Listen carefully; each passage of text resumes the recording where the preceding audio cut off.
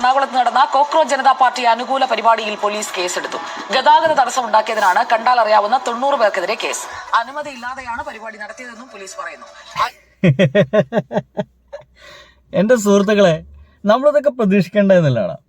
ഇത്രത്തോളം രീതിയിലൊക്കെ പ്രതീക്ഷിക്കണം. കാരണം നമ്മുടെ കേരളത്തിൽ നിന്ന് നമ്മുടെ ബഹുമാനപ്പെട്ട മുഖ്യമന്ത്രി സമരത്തിന് പോയായിരുന്നു. സമരത്തിന് പോയിട്ട് അവിടെ പെട്ടു എന്ന രീതിയിൽ ഇരിക്കുന്ന ഇരുത്തൊക്കെ നമ്മൾ കണ്ടതാണ്. അപ്പോഴാണ് നമ്മുടെ റാപ്പർ വേടൻ അടക്കമുള്ള ആളുകൾ നമ്മുടെ കേരളത്തില് ഒരു കോളേജിന്റെ ഒരു ഭാഗമൊക്കെയായിട്ട് അതിൽ ഒരുപാട് പേര് പങ്കെടുത്തിട്ടുണ്ട്. ജോജു ജോർജ് അടക്കമുള്ള രഞ്ജിനി ഹരിദാസ്, അങ്ങനെ ഒരുപാട് സിനിമാ നടന്മാർ അതിൽ പങ്കെടുക്കുകയും അവർ പ്രസംഗിക്കുകയൊക്കെ പോയിട്ടുണ്ട്. എന്തായാലും വേടനെതിരെ കേസ് വന്നിരിക്കുന്നു. മറ്റാൾക്കാരില്ല, വേടനാണ് അത്ര സംഘടിപ്പിച്ചത്. ആയിക്കോട്ടെ, വേടനെതിരെ കേസ് വന്നിരിക്കുന്നത് രസകരമായ കേസാണ്.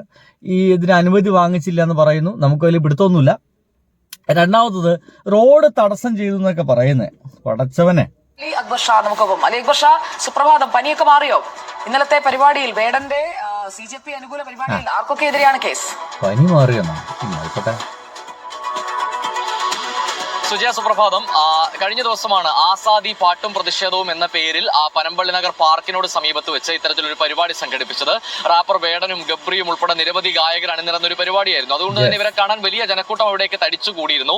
ഇതിന്റെ ഭാഗമായാണ് ഇപ്പോൾ എറണാകുളം സൗത്ത് പോലീസ് കേസെടുത്തിരിക്കുന്നത്. ഗതാഗത തടസ്സം ഉണ്ടാക്കിയതിനാണ് കേസെടുത്തിരിക്കുന്നത്. കണ്ടാൽ അറിയാവുന്ന വേടൻ ഉൾപ്പെടെയുള്ള 90 പേർക്കെതിരെയാണ് നിലവിൽ കേസ് വന്നിരിക്കുന്നത്. പോലീസ് പറയുന്നത് കൃത്യമായ അനുമതി ഇല്ലാതെയാണ് ഈ പരിപാടി നടത്തിയത് എന്നതാണ്.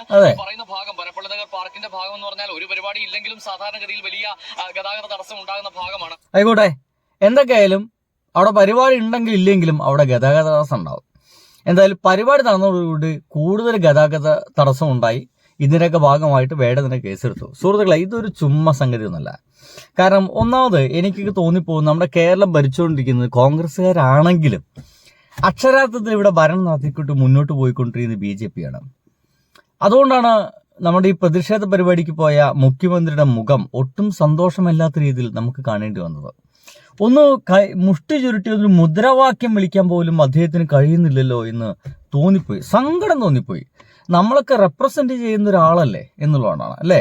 ഞാനും നിങ്ങളടക്കമുള്ള ആളുകളൊക്കെ റെപ്രസെന്റ് ചെയ്യുന്ന ഒരാളല്ലേ. നമ്മുടെ മുഖ്യമന്ത്രി അവിടെ പോയിട്ട് ചന്ദ്രമന്ദിരം അവിടുത്തെ യുവാക്കൾക്ക് ഐക്യദാർഢ്യം പ്രകടിപ്പിച്ചുകൊണ്ട് മുദ്രാവാക്യം വിളിക്കാന്ന് പറയുന്നത് ഭയങ്കര അഭിമാനമുള്ള സാധനമല്ലേ, അല്ലേ? എനിക്ക് ഭയങ്കര അഭിമാന സാധനം. കാരണം ഞാൻ അടക്കമുള്ള ആളുകളെ റെപ്രസെന്റ് ചെയ്യുന്ന ഒരാളാണ് അദ്ദേഹം. അങ്ങനെയുള്ള ഒരാൾ അവിടെ പോയിട്ട് ഒരു മൂലയ്ക്ക് കുത്തിരിക്കുന്നു, 8 മണിയാവുമ്പോൾ ഫ്ലൈറ്റിൽ കയറിയിട്ട് നേരെ തിരിച്ചിട്ട് വരുന്നു എന്നൊക്കെ കാണുമ്പോൾ നമ്മൾ ഇച്ചടാ എന്തടാ സംഭവിച്ചേ എന്നൊക്കെ തോന്നിപ്പോയി. ഈ സമയത്ത് പിണറായി വിജയൻ ആണെങ്കിൽ അവിടെ 4 മുദ്രാവാക്യം വിളിച്ച് അവരോടൊപ്പം പങ്കെടുത്ത് ഒരുപക്ഷെ അവിടുത്തെ ഒന്നും തള്ളൊക്കെ പങ്കെടുത്തായിരിക്കും വരികണ്ടായിരിക്കുക. അതൊന്നും സംഭവിക്കാതെ അദ്ദേഹം എന്നിട്ട് തിരിച്ചു വന്നിട്ട് എന്താ പറഞ്ഞേ, ഞാൻ പിറന്നാൾ ആഘോഷിക്കാൻ പോയതാണ്. ഒന്ന് ആലോചിച്ച് നോക്കണം. നമ്മുടെ ഈ സമരത്തിനെതിരെ ഒരു നേരം പോലെ ഒരു പോസ്റ്റ് പോലും ഈ അടുത്ത കാലഘട്ടത്തിൽ ഇദ്ദേഹം എഴുതിയിട്ടിട്ടില്ല. അപ്പൊ എന്താണ് ഇവരൊക്കെ നിലപാട്? കോൺഗ്രസിന്റെ ഒരു പൊതു നിലപാട് എന്താ ആലോചിച്ചോക്കെ. എനിക്ക് തോന്നുന്നൊരു കാര്യം ആദ്യമേ പറഞ്ഞേക്കാം, രാഹുൽ ഗാന്ധിയും ഈ കോൺഗ്രസ്സുകാരൊക്കെ അടക്കമുള്ള ആളുകളൊക്കെ പ്രതീക്ഷിക്കുന്നത് ഈ സമരം ഒന്ന് തച്ച് തകർക്കാൻ വേണ്ടിയിട്ടാണ്. കാരണം എപ്പോഴൊക്കെയാണോ നരേന്ദ്രമോദി ഭരണത്തിലുള്ള ആളുകൾ ഒരു പ്രശ്നത്തിലാകപ്പെടുന്നത് അപ്പോഴൊക്കെ രക്ഷിക്കാൻ രാഹുൽ ഗാന്ധിയും കോൺഗ്രസ് അടക്കമുള്ള ആളുകൾ എത്തിയിട്ടുണ്ട്. അങ്ങനെ ഒരു രക്ഷപ്പെടുത്തൽ തന്ത്രമാണ് അവിടെ നടന്നുകൊണ്ടിരിക്കുന്നത് എന്നാണ് സംശയം. അങ്ങനെയാണെങ്കിൽ ഇവിടെ എന്താ പറയുക, ഇവിടെ നിന്നുള്ള പോയ ആളുകളും ഇവിടുന്ന് പ്രതികരിക്കുന്ന ആളുകൾക്കെതിരെയും കേസ് എടുക്കാനുള്ള നിർദ്ദേശം ഒക്കെ ഉണ്ടായിരിക്കാൻ ചിലപ്പോൾ മേളിൽ നമുക്ക് പറയാൻ പറ്റില്ലല്ലോ. ഇതൊക്കെ രഹസ്യ കാര്യങ്ങളല്ലേ.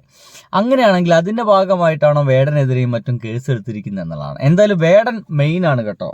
കേക്ക് കടകളിലൊക്കെ വന്ന് നിൽക്കുന്ന ആളുകളൊക്കെ അവിടെ നിൽക്കുമ്പോൾ തന്നെ വാഹനങ്ങൾ കടന്നു പോകാൻ ബുദ്ധിമുട്ടുണ്ടാകുന്ന ഒരു ഭാഗമാണ്. അത്തരം ഒരു സ്ഥലത്ത് അനുമതി ഇല്ലാതെ ഈ പരിപാടി നടത്തി എന്നതാണ് ഇപ്പോൾ ഈ കേസിന് ആസ്പദമായി സംഭവിച്ചിരിക്കുന്നത്. വേടൻ ഉൾപ്പെടെയുള്ളവർക്കെതിരെയാണ് കേസ് എടുത്തിരിക്കുന്നത്. അതേ ദിവസം തന്നെ കൊച്ചിയുടെ വിവിധ ഭാഗങ്ങളിൽ സമാനമായ രീതിയിൽ CJP അനുകൂല പരിപാടികൾ നടന്നിരുന്നു.